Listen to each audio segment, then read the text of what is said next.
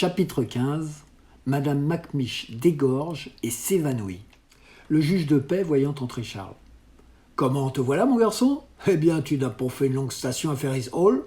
Comment t'en es-tu tiré ? Est-ce pour longtemps ?»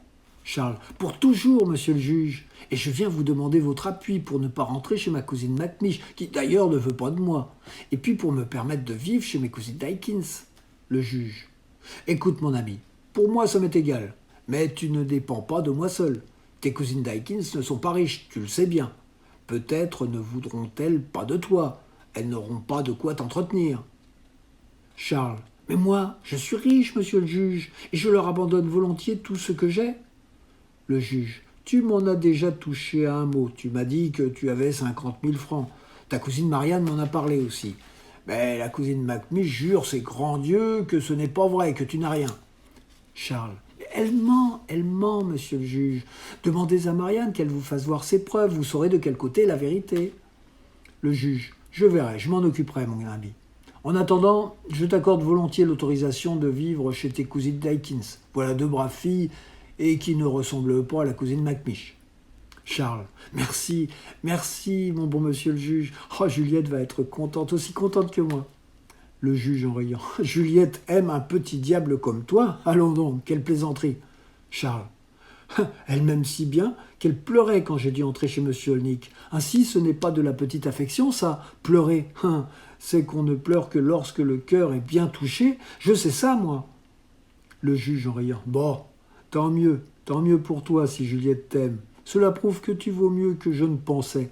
Va, mon ami, va chez tes cousines, je m'occuperai de ton affaire. Justement, j'entends Marianne. » Charles. « Et vous donnerez ce qui m'appartient à mes cousines Dykins, monsieur le juge, n'est-ce pas ? » Le juge. « Ceci ne dépend pas de moi, je te l'ai déjà dit.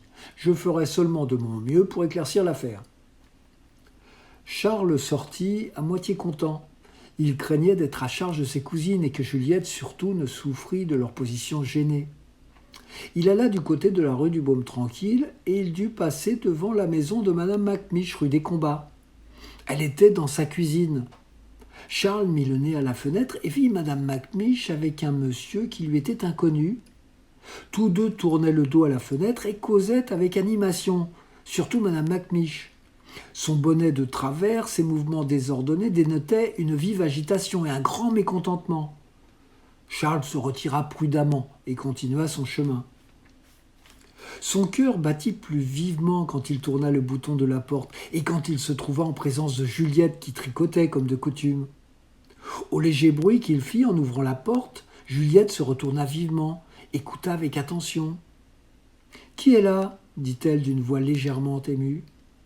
Charles sourit mais ne répondit pas. « C'est toi, Charles ? Mais réponds donc, je suis sûr que c'est toi. » « Juliette, ma bonne Juliette !» s'écria Charles. « C'est moi, je reviens pour ne plus te quitter. Le juge l'a permis, je vivrai avec toi. » Charles s'élança au cou de Juliette avec une telle impétuosité qu'il manqua de la jeter par terre. Elle l'embrassa avec une grande joie. « Juliette, mon bon Charles, que je suis contente de te savoir hors de cette horrible maison. » Charles. « Horrible ? Tu as bien raison. Horrible, c'est bien le mot.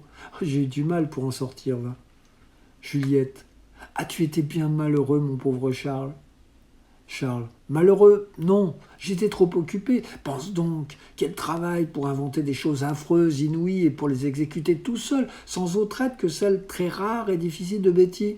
Il fallait arriver à me faire chasser, et pourtant à ne jamais être découvert.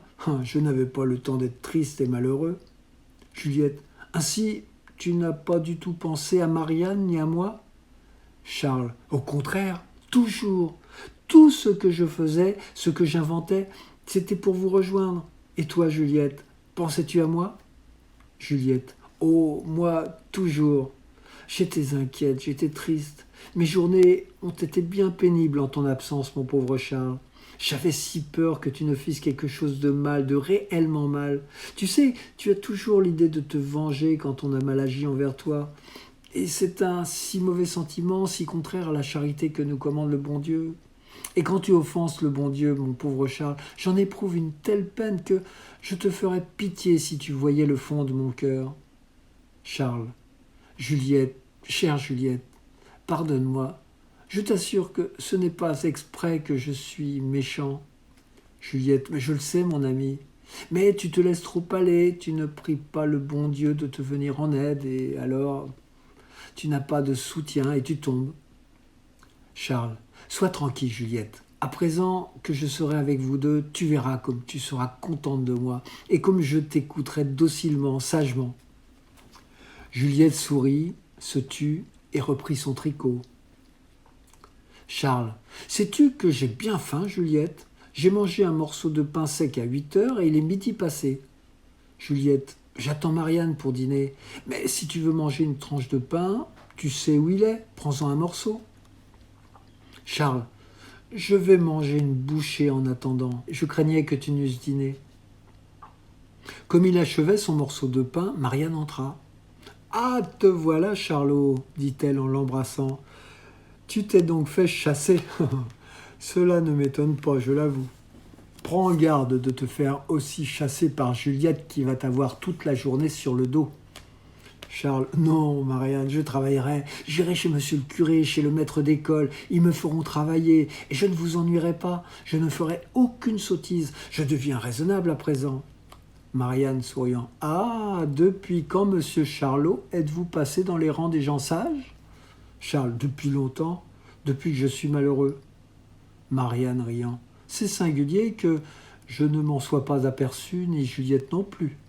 Charles, vous, Marianne, vous ne me connaissez pas, mais pour Juliette, je suis sûr qu'elle me trouve de plus en plus sage. Juliette sourit. Charles la pressa de répondre. Elle finit par dire « Ne parlons pas du passé et songeons à l'avenir. Je parie que Charles va être tout autre avec nous qu'avec sa cousine Macmiche. » Charles, je ressemblerai aussi peu à ce que j'étais que vous ressemblez peu à la vieille cousine. Marianne, allons, que Dieu t'entende, Charlot. Je ne demande qu'à te rendre service et à trouver en toi un second Saint Charles. Au même instant, la porte s'ouvrit avec violence et Madame Macmiche parut sur le seuil à la grande terreur de Juliette qui la devina à son souffle bruyant et au cri étouffé de Charles. Tout le monde garda le silence. Madame Macmiche, pâle et tremblante, s'approcha de Marianne, qui l'attendit de pied ferme. « Marianne, dit-elle d'une voix adoucie par l'émotion, qu'avez-vous dit au juge relativement à moi ?»« Au juge ?» répondit Marianne très surprise. « Je ne sais ce que vous voulez dire. Je ne me souviens pas d'avoir parlé au juge. »« Vrai ?» reprit la Macmiche en se remettant de son émotion. « Il a donc inventé, menti pour me faire parler, sans doute ?» « Monsieur le juge n'est pas capable de mentir, dit Charles, qui était dans un recoin sombre de la salle et que Madame Macmiche n'avait pas encore aperçu. En entendant la voix de Charles, Madame Macmiche se retourna vivement et poussa un cri d'effroi. Madame Macmiche, le voilà revenu, ce cauchemar de ma pauvre vie. Comment s'est-il échappé? Remettez-le là-bas. En le recevant, vous recevez une légion de fées. Chassez-le, vite, vite, je ne veux pas de lui d'abord. Marianne, soyez tranquille, ma cousine, vous ne l'aurez pas, quand même vous le voudriez. Monsieur le juge me l'a confié, je le garde, il est sous ma tutelle. Madame Macmiche, et avec quoi le nourrirez-vous? Marianne, ceci est mon affaire, ce n'est plus la vôtre. Charles, mais vous savez bien, ma cousine, que vous avez 50 000 francs qui sont à moi. Vous les rendrez à Marianne, qui est ma gardienne, et nous vivrons tous là-dessus. Scélérat, menteur, s'écria la Macmiche d'une voix étranglée. Marianne, ne le crois pas, ma fille, ne l'écoute pas. Marianne, pardon, ma cousine, je sais qu'il dit vrai, c'est moi qui le lui ai appris. Et maintenant que vous m'y faites penser, je me souviens d'en avoir parlé au juge. C'est peut-être ce que vous me demandiez en entrant? Madame Macmiche, malheureuse, tu m'assassines. Je ne puis rien rendre, je n'ai rien. Marianne, tout cela ne me regarde pas, c'est monsieur le juge qui en sera chargé par Latournay. Madame Macmiche, Latournay? Mais c'est une infamie que ces Latournay, ils condamnent toujours. Dans toutes les affaires, ils condamnent quelqu'un. Je n'ai rien, croyez-moi, mes chères, mes bonnes cousines. Ayez pitié de moi, pauvre veuve. Charles, mon bon Charles, intercède pour moi. Songe que je t'ai logé, nourri, habillé pendant 3 ans. Charles. Ah, quant à ça, ma cousine, je ne vous en ai pas grande obligation. Logé comme un chien, nourri comme un workhouse, habillé comme un pauvre, battu tous les jours, abreuvé d'humiliations et d'injures. Et pendant que vous me reprochiez le pain que je mangeais et que vous m'appeliez mendiant, vous aviez ma fortune que vous me dissimuliez et qui payait et au-delà la dépense de la maison. Mes cousines Daikin sont pauvres. Elles ne peuvent pas me garder pour rien. Il est juste que ma fortune passe entre les mains de ma nouvelle tutrice. Madame Macmish joignant les mains.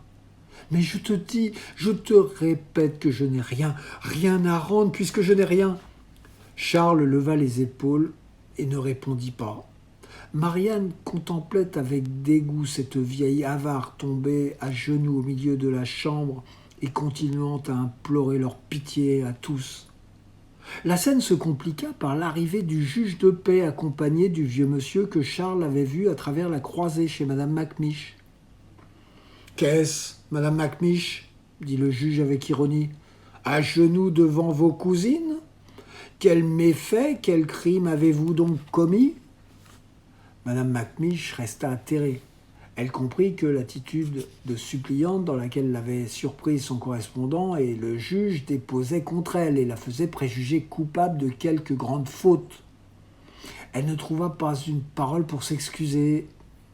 « Madame Macmish, continua le juge, je suis fâché de vous dire que malgré vos dénégations et vos serments répétés, il paraît certain que vous avez réellement détenu à votre profit la somme de 50 000 francs appartenant à votre cousin et pupille Charles Maclance, lesquels 50 000 francs vous avaient été confiés par le père de Charles au profit de son fils. » Madame Macmish, avec une force toujours croissante. « C'est faux, c'est faux, c'est faux, je n'ai rien à ce garçon et je ne lui dois rien. » Le juge. « Prenez garde, Madame Macmish. Il y a des preuves contre vous, des preuves écrites. » Madame Macmish. « Mais c'est impossible, il n'y a rien d'écrit, j'en suis certaine. » Le juge. « Si vous persistez à nier, il faudra que je remette l'affaire entre les mains de Latournay. Et une condamnation serait le déshonneur. Et puis, les frais entameraient vos capitaux à vous, vous appartenant. » Madame Macmish se roula par terre en criant « Mon argent, mon pauvre argent, qu'on ne touche pas dans ma caisse, je vous ferai tous condamner à la déportation. Mais vous n'y arriverez pas, vous n'y trouverez rien. » Le juge « Calmez-vous, Madame Macmish, il ne s'agit pas de vous prendre votre argent, mais de vous faire rendre celui qui ne vous appartient pas. Monsieur Blackday, veuillez parler à madame et lui faire voir clair dans cette affaire, ajouta le juge en souriant. Monsieur Blackday s'avança. Madame, dit-il, je vous ai informé tantôt que j'avais reçu une lettre dictée par vous et qui me parlait de ces 50 000 francs. Cette lettre, m'avez-vous dit, était un tour infâme de votre petit cousin Charles Maclance. Je vous ai parlé d'une autre lettre que m'avait adressée ce pauvre garçon. Il me dépeignait sa lamentable situation et il me reparlait de cette somme dont monsieur le juge de paix, disait-il, avait connaissance. J'ai été touché de l'appel de ce pauvre orphelin et je suis venu ici pour en causer avec vous, puis avec monsieur le juge de paix. Vous avez tout nié. Monsieur le juge de paix m'a tout démontré par des informations verbales, mais incontestables, et par un papier écrit de votre main. Vous avez sans doute ignoré jusqu'ici cette dernière circonstance, que je crois devoir vous révéler. Ce papier est le reçu écrit de votre main des 50 000 francs de Charles et remis à M. Maclance, père, lequel l'a mis dans un portefeuille qu'il a confié à des mains sûres. Ce document existe encore, nous l'avons vu, monsieur le juge de paix et moi. Et puis, madame, à l'époque de la mort de monsieur Maclance, décédé dans votre maison, j'ai reçu de vous, pour être placé en votre nom, la même somme de 50 000 francs réclamée par Charles. Comment justifierez-vous la possession de cette somme ? Madame Macmish, atterrée par ces témoignages accumulés, ne répondit pas. Elle ne voyait ni n'entendait plus rien de ce qui se passait autour d'elle.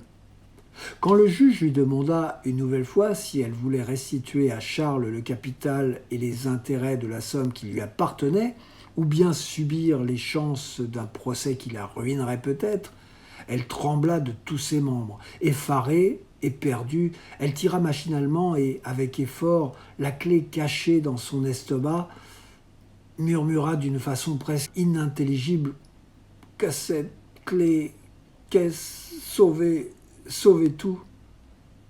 « Où se trouve la caisse ?» demanda le juge de paix. « Le mur derrière l'armoire. » Et, poussant un gémissement douloureux, elle ferma les yeux et perdit connaissance.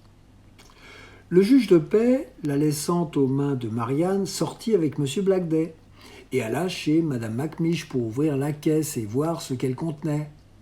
Ils trouvèrent la clé dans la cassette, mais ils eurent de la peine à découvrir la caisse, scellée dans le mur et masquée par l'armoire qu'ils ne songeaient pas à déplacer à cause de son poids. Toutefois, en la poussant, ils découvrirent qu'elle était sur roulette et qu'elle se déplaçait très facilement. Ils ouvrirent donc la caisse et, après quelques difficultés pour arriver jusqu'à l'intérieur, ils trouvèrent enfin le trésor. Les papiers relatifs aux 50 000 francs de Charles et les rouleaux d'or étaient séparés des 210 000 francs de valeur de Mme Macmish. Le juge les prit, les compta, dressa un procès-verbal de la rentrée en possession, prit ensuite 6 000 francs en or provenant des intérêts durant 3 ans. « Je laisse à Mme Macmish, dit-il, 1500 francs pour payer la pension du pauvre Charles durant les 3 années de privation et de martyre qu'il a passées chez elle. Je vais remettre les 6 000 à Marianne pour sa dépense courante et garder les 50 000 francs pour les lui verser entre les mains quand elle sera définitivement tutrice de Charles. »